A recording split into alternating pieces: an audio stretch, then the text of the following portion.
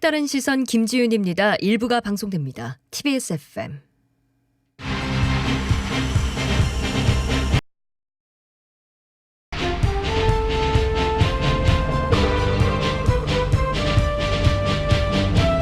색다른 시선 김지윤입니다.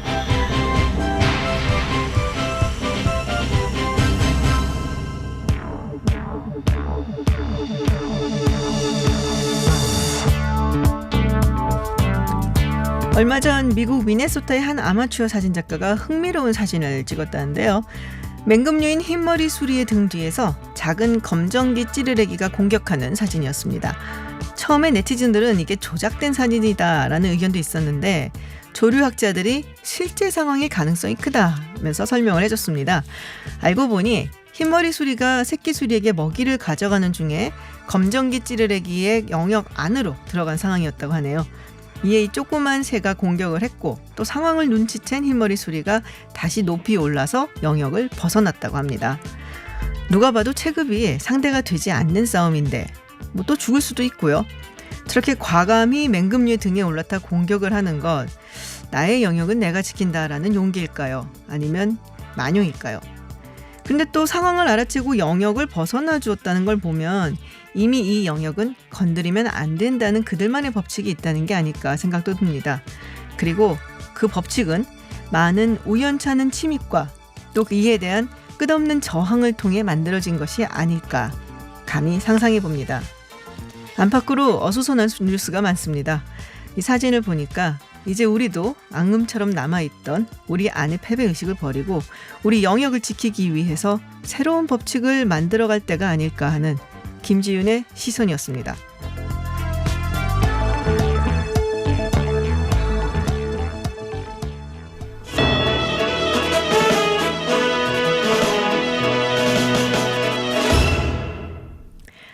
네, 색다른 시선 김지윤입니다. 보이는 라디오로 진행되고 있습니다. 궁금하신 분들 유튜브에서 TBS FM을 검색하시면 실시간으로 보실 수 있습니다.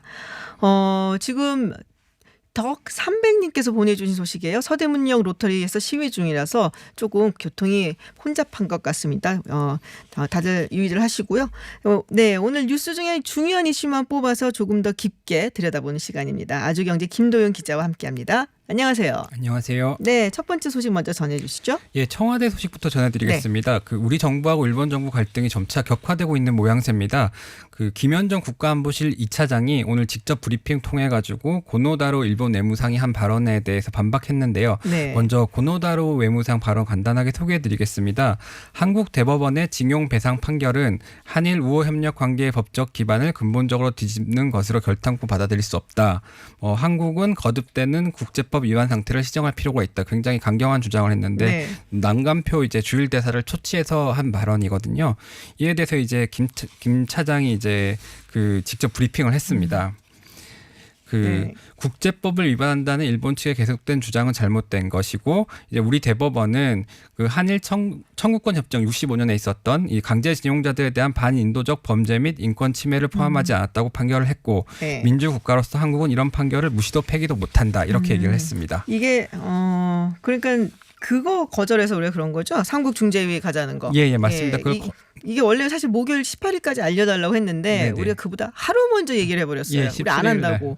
굉장히 명확하게 안 하거든 하고서 얘기를 해준 거라서 아마 이제 이거에 대해서 이야기를 하는 것 같은데 사실 이게 꼭 우리가 응할 필요는 없는 거거든요. 그러니까 이게 어떻게 보면 한국에서 한 명 그리고 일본에서 한 명 그리고 제3국에서 한 명에서 이제 3국이 만든 어떤 중재위에서 그걸 결론을 내자는 건데 뭐 솔직히 어떻게 합니까? 누가 어쩔지. 그래서 우리가 꼭 받을 이유도 없는 거고 이거는. 그래서 약간 저는 정부에서 이거 거절한 거는 나쁘지 않은 생각이었다라고 생각이 드는데. 예, 맞습니다. 네.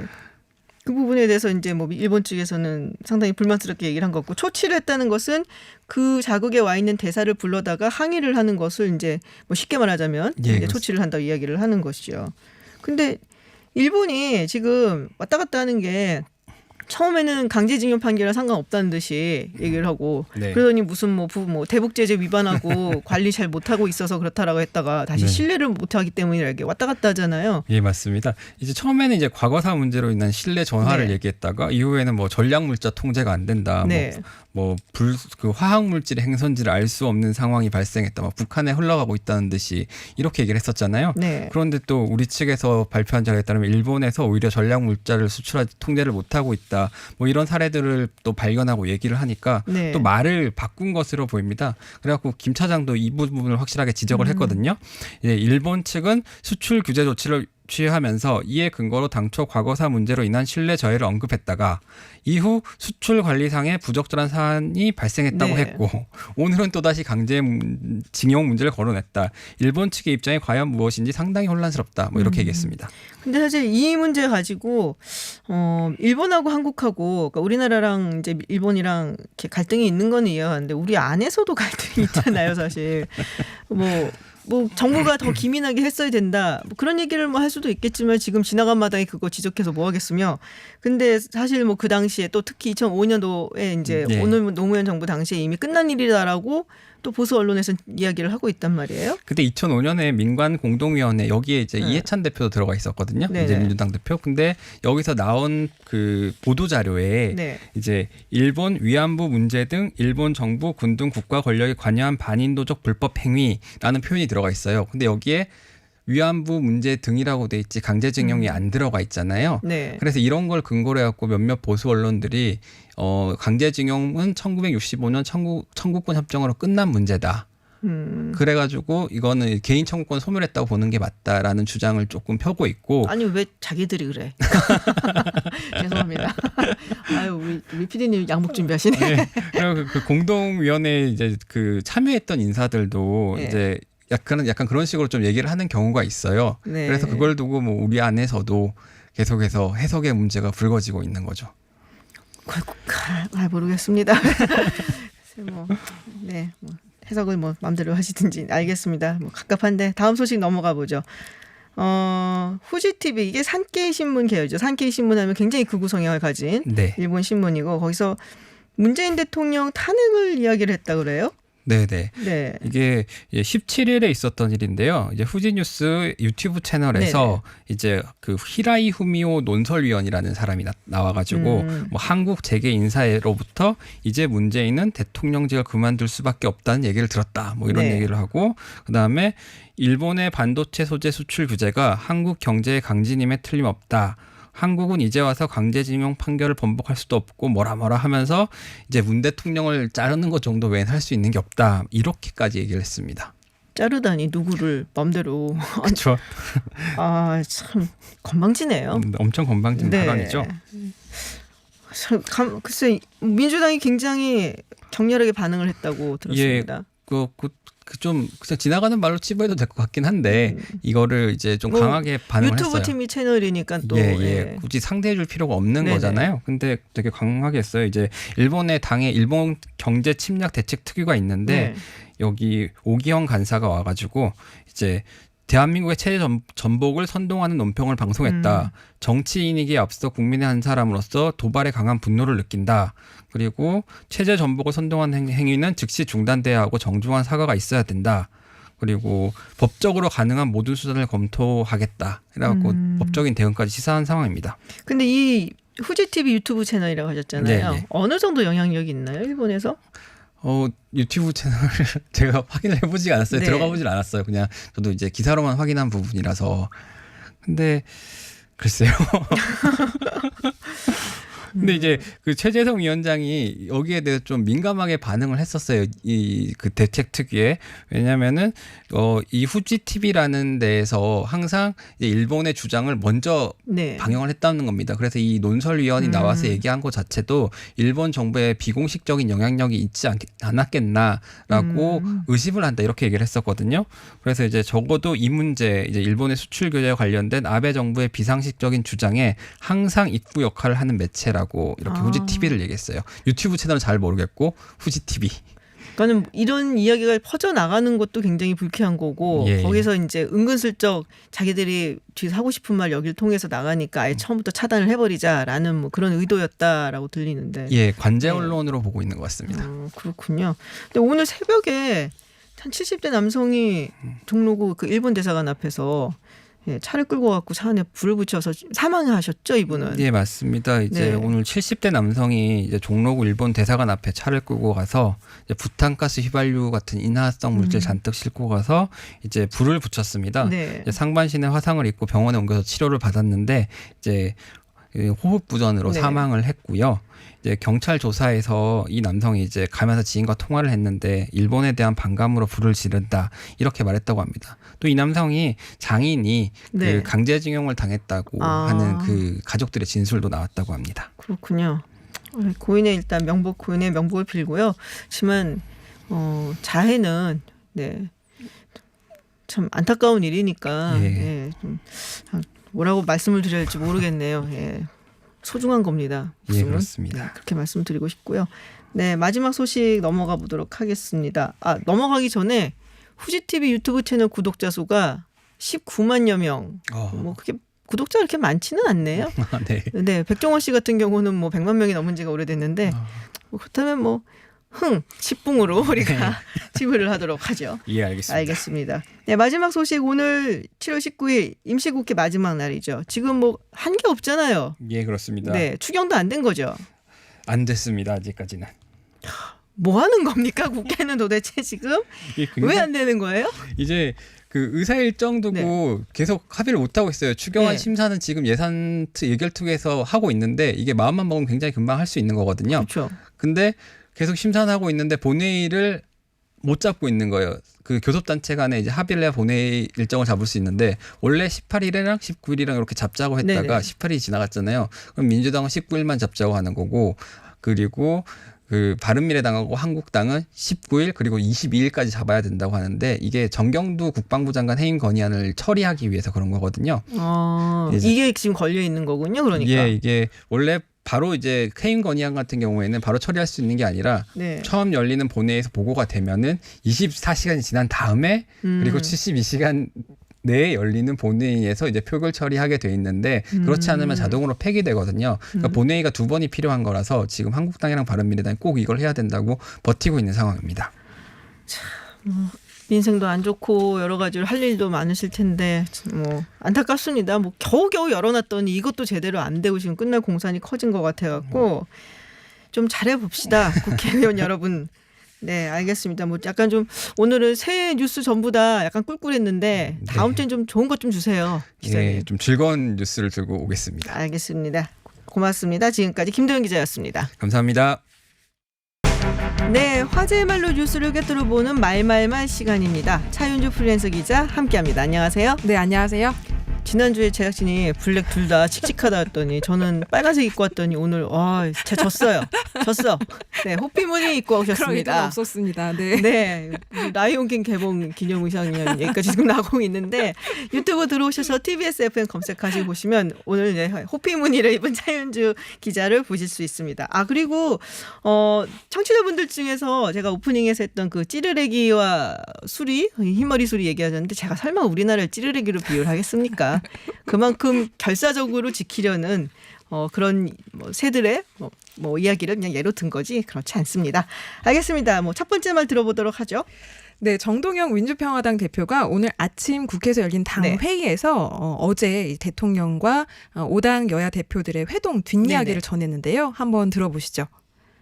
어제 7시쯤 됐을 때 이제 시간이 많이 갔으니 저녁을 같이 하시면 어떻겠습니까? 문 대통령이 정말 열린 자세를 보이는구나. 그때 자유한국당 대표께서 일정이 있어서 저는 참석 못하겠습니다. 그래서 깨졌습니다. 1년 4개월 만에 만난 자리인데 저는 유감을 표합니다. 네. 원래 우리가 소개팅 나갈 때 마음에 들면 밥 먹고 오고 아니면 차만 마시고 오는데 맞습니다. 근데 딱히 상대가 마음에 들지 않았는지 황교안 네. 대표가 자리를 나왔다는 소식을 전한 건데요. 그렇군요. 어제 이게 영수회담이 정말 모처럼 열린 거라서 이 굉장히 의미 있는 자리라는 얘기가 네. 많았잖아요. 특히 지금 상황이 굉장히 엄중하기 때문에. 근데 만나기 전에도 그랬는데 이제 만난 동안에도 황교안 대표가 역시 키맨이었던 것 같습니다. 참석자들 모두 이 황교안 대표의 존재감을 실감한 건데요. 지금 어제 회동이 한 1시간 정도 예상보다 길어져서 이 공동 발표문이 나왔는데 뭐 일본의 경제보복 조치를 철회해라 이런 네. 촉구하는 내용 그리고 뭐 비상협력기구를 설치하자 이런 내용들이 들어있었는데요. 뭐 좀 원칙적이고 선언적인 내용이지 좀 구체적인 게 원론적이더라고요, 없다. 그냥. 네. 네, 맞아요. 그런 비판도 있긴 한데 한층 더 진정된 결과물 뭐 좀 깊은 대화가 가능하지 않았을까 이런 아쉬움이 남습니다. 원래 이제 미국 같은 데서 대통령이 누구 뭐 의원들 만나서 뭐 설득을 해야 된다든지 네. 특히 뭐 다른 당 의원도 마찬가지고 자기 당 의원도 그럼 이제 같이 밥 먹거든요. 네, 백악관을 맞습니다. 불러갖고서는 만찬을 한다든지 네. 아니면 재워주는 경우도 있어요. 재워주는 네, 거군요. 백악관 네. 안에 이제 링컨 룸 뭐 이런 이제 방이 있어요. 링컨 네네. 대통령의 방이었다 뭐 네. 이런데 그래서 그럼 그게 굉장한 어떤 그렇겠네요. 초대거든요. 그래서 네. 그런 식으로 설득도 하고 회유도 하고 이러긴 하는데 밥이라도 좀 먹고 왔으면 우리가 먹으면서 하는 그 뭐 월킹 디너도 있고 월킹 런치도 있고 맞습니다. 좀 더 뭐가 나오지 않았을까 싶 좀 아쉽네요. 저도. 네, 그래서 정동영 대표도 그런 네. 부분을 지적을 하는데요. 말씀하신 것처럼 이제 미국 대통령 중에 린든 존슨 대통령 네네. 사례를 들어요. 이 린든 존슨 대통령이 원래도 좀 의회와 소통 이런 걸 강조하면서 이 평소에 전화를 해서 뭐 의원님 뭐 지금 시간이 났는데 같이 밥을 드시겠냐 이렇게 해서 늘 상원 하원 의원들과 밥자리를 가졌다고 합니다. 그래서 어제도 보면 예정된 식사 자리는 아니었어요. 이제 시간이 좀 길어지니까 마침 밥때가 되니까 같이 밥이나 먹자 이렇게 했는데 황교안 대표가 나는 일정이 있어서 참석할 수 없다 이렇게 해서 돌아가서 결국 자리는 깨졌고요. 그래서 황교안 대표가 그럼 무슨 일정이 있었을까 좀 궁금하잖아요.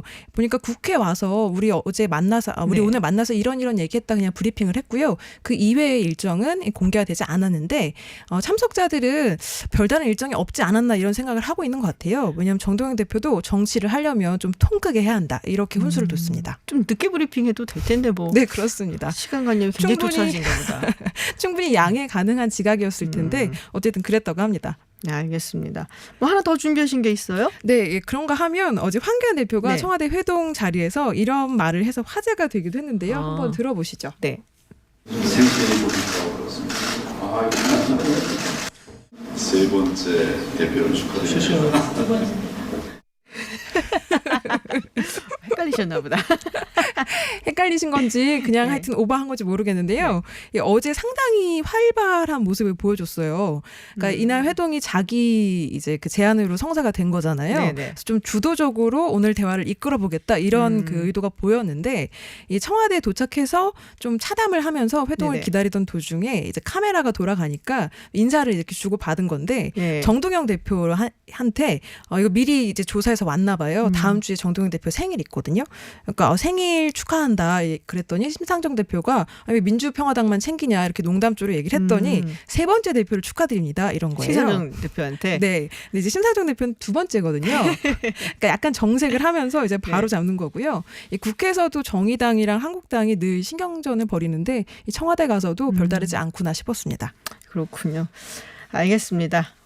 이번에 들을 말은 좀 국제적인 대화예요? 네, 그렇습니다. 네. 오늘 오전 10시쯤에요. 일본 외무성 청사에서 고노다로 외무상이 우리 남간표 주일 네네. 한국 대사를 불러서 이 초치하는 장면 한번 들어보시죠.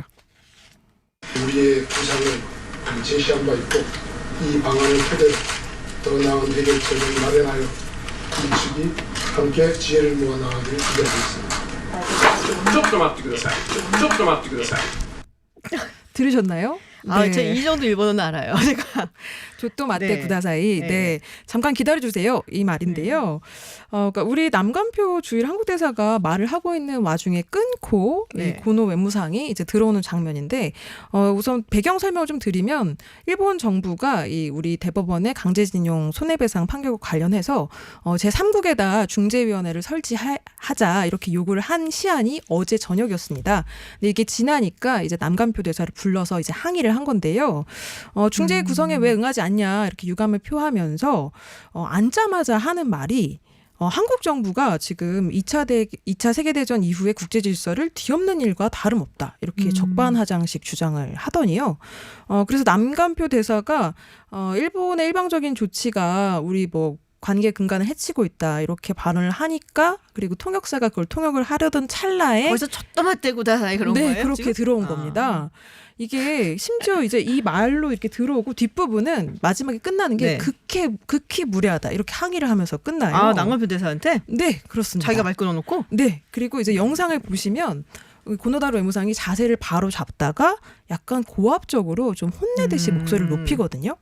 이게 언론에 이걸 보여주려고 의도적으로 하지 않았냐 그런 생각이 드는 이 장면이었고요. 고노 외무상이 사실은 그 아버지가 되게 유명한 사람이에요. 네, 그렇습니다. 예, 잘 아시겠지만은 고노 요헤이라고 미야자와 내각에서 관방장관을 했었고 우리가 많이 들은 그 고노 담화를 네, 맞습니다. 냈던 인물이 바로 네, 이 고노 외무상의 아버지죠. 네, 그 고노 담화가 많은 분들 아시겠지만은 평화적인 위안부 이슈에 대해서 일본 정부가 일부분 책임이 있고 그리고 그게 강압적으로 이루어졌고 이런 부분을 인정한 그러니까 우리로 봐서는 그래도 인정을 했구나라고 봐줄 수 있는 상당히 착한 담화문인데 그거를 이제 작성을 해서 아들은 전혀 다른 아들은 지금 전혀 다른 행동을 하고 있죠. 네, 맞습니다. 정말 이게 외교 결례라는 지적 나올 수밖에 없고 이제 그동안 사실 이런 선을 넘는 모습이 많이 보였잖아요. 네. 지난 12일 날 대표적으로 이 창고 같은 회의실에 우리 무역 실무단을 불러서 이제 원래는 그런 국장급인데 과장급으로 격하시키고 네, 그래서 홀대 논란이 일었었고요. 또 아베 신조 총리의 측근 장관들이란 사람이 뭐 문재인 대통령을 직접 비판하면서 격에 맞지 않는 뭐 얘기를 하기도 했습니다. 그래서 이거는 좀 뭐 단순한 외교 결례가 아니라 의도적인 도발 아니겠냐 이런 지적이 나올 수밖에 없고 정부가 좀 더 적극적으로 대응을 해야 한다 이런 얘기가 나오고 있습니다. 한국 정부가 상당히 적극적이고 공세적으로 나온 것 같아요, 저는. 네. 아까도 잠깐 얘기를 했지만 원래 18일까지 중재위를 할 건지 안 할 건지 가르쳐달라고 일본이 했는데 그냥 17일을 안 한다고 먼저 얘기를 해버린 것도 그렇고 이런 얘기가 나오고 이런 행동이 나올 때마다 굉장히 상당히 세게 제 생각에는 공세적으로 나오고 있거든요. 그동안 정부들과 조금 달라서 그런 느낌이 들기도 하는데요. 뭐 지금 정부 대응에 뭐 크게 이제 뭐라고 해야 되나요? 국민들은 만족을 하는 것 같아요. 문재인 대통령 지지율이 이렇게 올라간 걸 보니까. 네, 맞습니다. 네, 그렇군요. 뭐 이거는 뭐 계속 될 것 같아요, 이 이슈가. 그리고 일요일에 이번 돌아오는 일요일에 참의원 선거가 있습니다. 네. 그 이후에 또 어떤 식으로 돌아갈지 좀 결과가 주시해야 정말 될 것 궁금합니다. 같아요. 네, 알겠습니다. 다음 소식 하나 더 가지고 오셨어요? 네, 남양유업 창업주 외손녀 황하나 씨 이 마약 투약 혐의 사건에 대한 1심 재판 선고가 오늘 있었는데요. 그와 관련해서 입장을 표명하고 있는 얘기 한번 들어보시죠. 재판 결과에 대해서 어떻게 생각하세요? 과거와는 단절되게 반성하며 바르게 살겠습니다. 죄송합니다. 그 실형은 피하셨는데 재판 결과에 대해서 한 말씀만 더 해주신다면요? 열심히 살겠습니다. 반성합니다. 항소는 안 하실 건가요? 네, 안 합니다. 아버지가 경찰청장 베프 뭐 이런 말씀은 어떤 의미였어요? 네, 죄송합니다. 네, 지금 청취자분들이 들으시면 안 되는 말을 우리 장지 기자가 삐 소리가 걸리는 말을 한번 하셨습니다. 네, 이게 이분이 전가가 있죠, 2차례 이미. 네, 이미 2차례 있는데요. 집행유예 받은 거죠? 네, 맞습니다. 그래서 지금 논란이 되고 있는데요. 아주 떠들썩했던 마약 투약 사건이고 연예인들 비롯해서 뭐 사회지도층 인사의 자제들 이제 재판 결과 속속 나오고 있습니다. 구치소에서 풀려나서 오늘 수원구치소에서 나와가지고 기자들과 얘기를 하면서 바르게 살겠다 그리고 항소는 하지 않겠다 이렇게 얘기를 했는데요. 2015년 이미 3차례 필로폰을 투약을 했고 그리고 뭐 향정신성 의약품을 처방 없이 이제 사용하기도 했고요.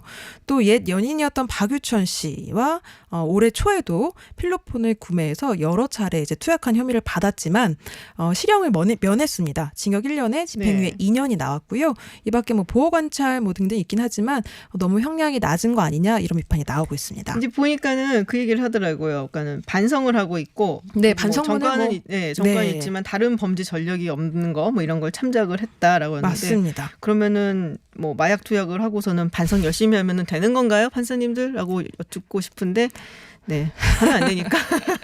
그래서 마지막 기자 질문이 그렇잖아요. 네. 이 아버지가 경찰청장의 베프다 그런 말을 했는데라고 이제 물어보니까 네. 아니다 이렇게 부인을 하고 있는데요.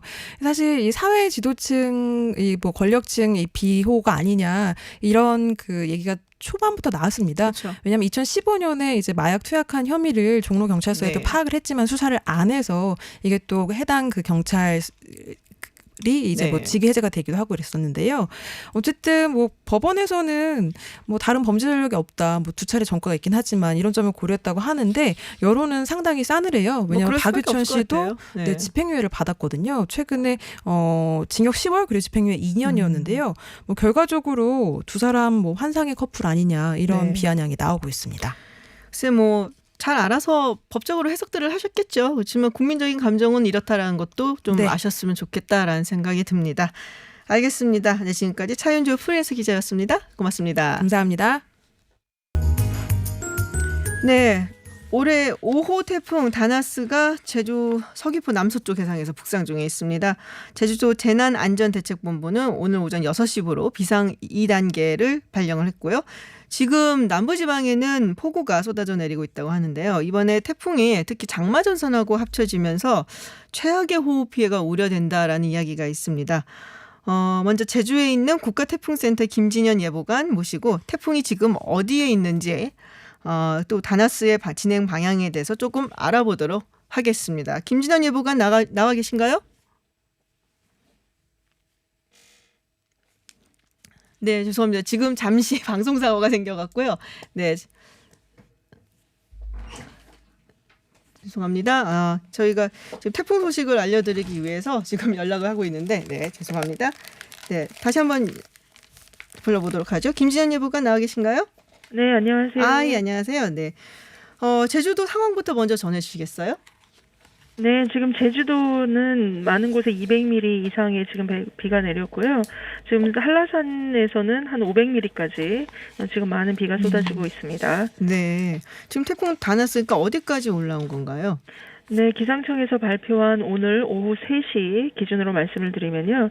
서귀포 남서쪽 약 430km 부근 해상에서 시속 16km 속도로 북상을 하고 있습니다. 네. 이 태풍은 중심기압이 990헥토파스칼이고요. 중심 부근 최대 풍속이 시간당 86km, 시속 86km의 태풍이 되겠습니다. 시속 86km면은 이제 저희가 그렇게 말씀하시면 잘 체감이 안 돼갖고 어느 정도 속도라고 저희가 보면 될까요?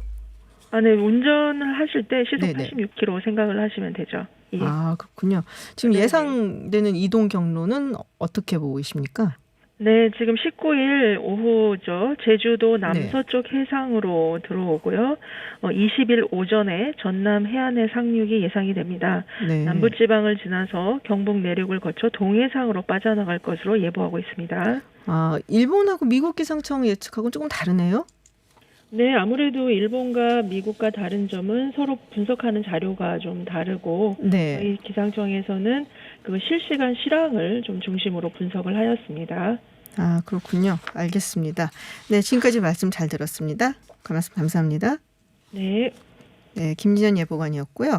다음은 기상청 연결해서 조금 더 알아보도록 하겠습니다. 네, 윤기한 예보관 나와 계신가요? 네, 안녕하십니까. 네, 안녕하세요. 기상청의 윤기한 통보관입니다. 네. 아까도 잠깐 여쭤봤는데 시속 86km 이게 큰 건가요? 그렇게 크다라고 느껴지는 않는데 태풍치고. 네. 일단은 태풍 치고는 뭐 보통 태풍 정도 되는 거고요. 실제 우리가 태풍이 온다고 할 때 지금 서귀포 한 350km 해상에 있는데 네. 실제로 해상에서는 해수면 기온이 높기 때문에 일단 태풍으로서는 유력이 강한데 요게 육지에서 본다고 하면 굉장히 좀 강한 바람입니다. 실질적으로. 그렇군요. 그래서 지붕이 날린다든지 가로수 부러진다는 정도는 충분히 일어날 수 있는 강도인데 다행히도 지금은 해상에서 그러고 우리나라에서 왔을 때는 그보다는 약해질 걸로 이렇게 예상을 하고 있습니다. 그럼 육지에 상륙했을 때는 이거보다는 좀 약해질 것이다. 네. 그래도 이제 보통 그간의 경험을 본다고 하면 일반적으로 강한 저기압 정도의 네. 유력은 충분히 그보다는 높은데 강한 저기압이 지나갈 때 일어나는 현상을 보면은 또 가로수가 부러진다거나 아니면 전봇대 가끔 가다가 무너지기도 하고 공사장에서 날리기도 하니까 네네. 이런 기본적으로 저기압이 강한 저기압이 통과할 때의 피해 사항 정도는 대비를 하셔야 합니다. 그렇군요. 이게 지금 장마랑 겹치게 된 거란 말이에요. 장마 전선하고 이렇게 만나면서 호우가 예상이 된다고 하시고 비가 많이 낼 네. 거라고. 근데 태풍이 장마랑 겹치는 경우가 그렇게 많지는 않은 것 같은데. 예, 이번에 그렇게 된 이유가 있을까요? 그리고 사실 저는 태풍 하면은 보통 이제 8월이나 뭐 9월 정도로 생각을 많이 하는데, 특별히 이번에 이렇게 일찍 오게 되고 또 장마 정선이랑 겹치게 된 이유 어떻게 보시나요? 네, 느끼신 대로 8, 9월에 오는 건 많이 네. 오는 건 맞고요. 6, 7월에도 가끔 통계적으로 보면 6, 7월에도 가끔 옵니다. 일단 네. 태풍이 하나에서 3개 정도 1년에 오는데 가끔 보면은 6월에도 오는데 6, 7월에도 오는데 장마전선이 있을 때는 태풍이 많이 못 온 이유가 뭐냐면 장마전선이 이렇게 방명 역할을 합니다. 장마전선이 생기는 이유가 북쪽에 있는 대륙고기압하고 태평양에 있는 따뜻하고 습한 네. 태평양 고기압 사이에서 어떤 장벽처럼 이렇게 비구름대인데 그게 강하게 발달하는 경우가 우리가 이제 장마철인데요. 그때 이제 6, 7월에 발달하는 태풍은 우리나라로 오면서 많이 약해집니다. 그래서 네. 장마전선을 뚫지도 못하고 근데 단지 이제 중국 쪽으로 많이 상륙을 해서 우리나라에서는 쉽게 이제 태풍이 온다 그런 인식이 적은데요.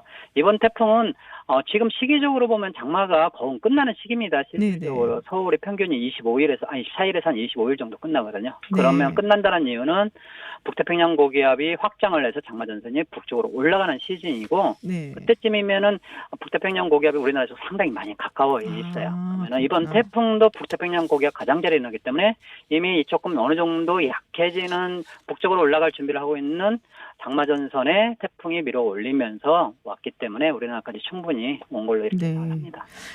이게 이제 사실 뭐 시속이라든지 여러 가지 이야기를 해 주셔도 이게 감이 잘 안 오거든요. 네. 과거에 우리가 겪었던 어떤 태풍하고 뭐 비슷하다. 뭐 이렇게 말씀해 주시면은 조금 더 실감이 더 올 것 같은데요. 예, 일단은 바람 측면에서는 아까 네네. 말씀드렸다시피 강한 저기압이 왔을 때 돌풍 불고 네. 바람 한동안 세게 불고 이런 정도로 생각하시면 됩니다. 일단 뭐 음. 특수적으로 해안가에서는 더 세게 불겠지만 근데 이번 태풍의 주 피해 더 우려되는 것은 비 피해입니다. 비 피해. 네. 근데 이제 비 피해는 주로 남부지방에서 제주도하고 남부지방으로 인할 걸로 예상을 하고 있는데 네네. 옛날 2014년에 8월달에 나크르라는 태풍이 있었어요. 그때는 네. 제주도 한라산에 한 1000mm가 넘게 왔었었고 지리산 근방에서도 한 400~500mm 이렇게 왔었는데 그때는 뭐 주로 서울 분에서는 강수가 그렇게 많지 않았기 때문에 네. 남부지방에서 주로 그 피해를 체감적으로 느낄 수 있었죠. 이번도 마찬가지로 강수가 계속 예보된 것처럼 강수가 제주도하고 남해안, 뭐 일본 남부지방 포함하겠지만 집중이 될 걸로 예상을 하고 있습니다. 현재도 집중되고 있고. 아유, 그래서 남부지방에 네. 계신 분들은 2014년에 나클이 네네. 그때 정도의 피해, 그때 버금가는 피해가 있지 않을까 이렇게 생각을 하시면 되겠습니다. 조심들 많이 하셔야 될 것 같은데요. 지금 네. 제주도는 이제 폭우가 쏟아지고 있지 않습니까? 그래서 네네. 여객선 운항은 전면 통제가 된 상태고 항공기 운항도 저녁 8시 기준으로 전편 결항이 될 것이다라고 예상이 되고 있는데 네. 여행이나 휴가 계획 있으신 분들이 있을 것 같아요. 이미 휴가철이 접어들어서 이런 분들은 뭐 항공편이라든지 뭐 이런 걸 어디서 확인을 될지 좀 안내 좀 해주시겠어요? 일단은 항공편 같은 경우는 실제로 공항 같은데 네. 아니면 실제로 항공편을 예약한 항공사에 문의하는 게 가장 빠르고요. 네네. 그리고 선박도 마찬가지로 선박을 예약한 선박 회사나 아니면 항구 네네. 거기에다 예약을 하면 가장 정확한 정보를 얻을 수 있을 거라 생각을 합니다. 사정이 다 틀리기 때문에. 그럼 언제까지 비가 쏟아질 거다라고 예상을 하십니까?